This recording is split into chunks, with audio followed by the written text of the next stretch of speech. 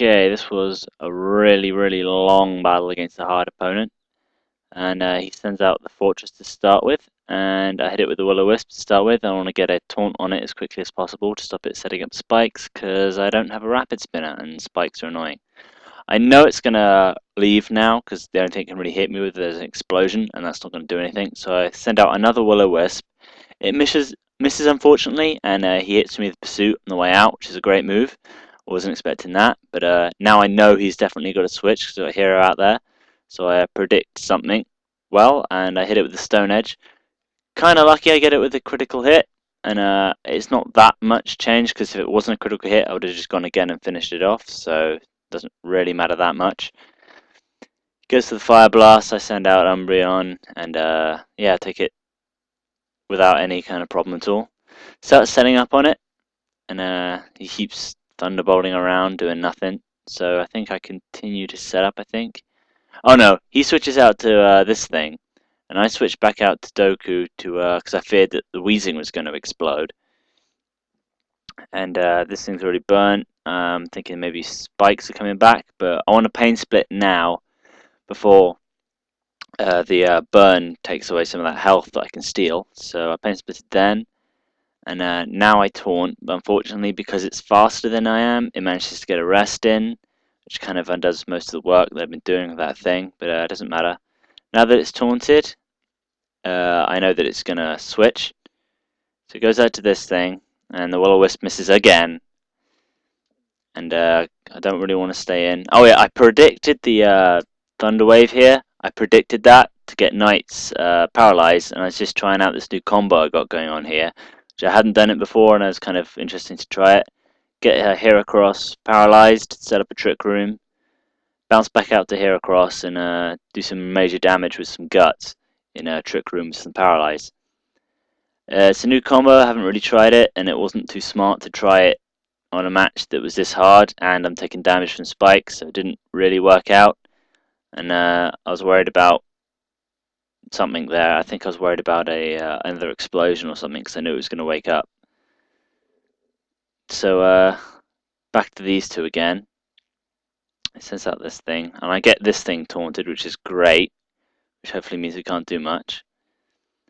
Switch out to at this point I realized that I'm getting damage from spikes, which ain't good, and he's getting no damage, so he's got the advantage basically. So I start setting up my own stealth rock.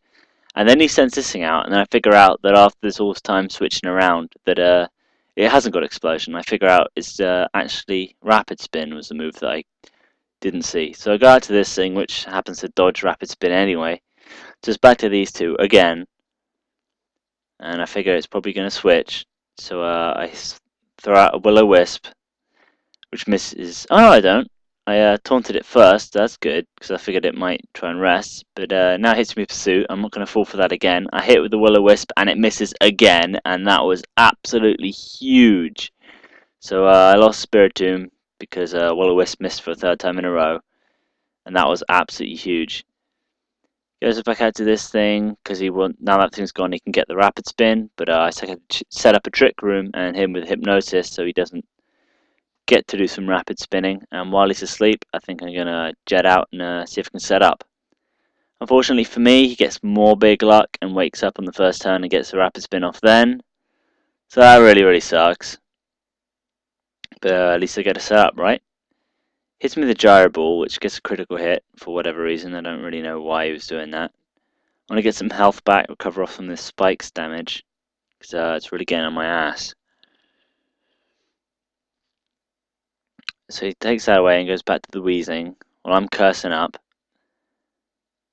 Bit worried about will-o-wisp, but I can just bat and pass out, so it doesn't really matter. And he hazes me, and that's just fantastic. So now I don't know really what I'm going to do. That haze is a pain. He starts fire blasting around, maybe going for some burn hacks, which would suck. Luckily it doesn't happen. I'm cursing for whatever reason. I think I just stuck with what to do about this Weezing. As it turns out, payback, even though this is a critical hit, I mean, that's doing more than the leftovers would recover without critical hit. So it turns out I could have just stayed in there all day and paid back that thing to death, so I don't know why I switched out. Looking back on it, that's how I could have easily just taken his team out with Umbreon. It was a bit stupid I didn't, but now I know to do that in the future. Set up Stealth Rock again just to lure this thing away, so maybe I can set up while the other thing does a Rapid Spin. All is switching around to hurt me. Here comes the thing like I thought it would. Obviously it would, so roar it away, get some more Stealth Rock damage and stuff. Unfortunately, Blissey's going to start Seismic Tossing. I don't have a Ghost to go to, so I can't really take much damage on that. I go to the only thing that could recover off the Seismic Toss damage. That's great. Now I'm going to start setting up, hopefully. And he's still got the Stealth Rock out there, so I'm thinking maybe I can get quite a few more curses in there before that Weezling finally comes in and hazes.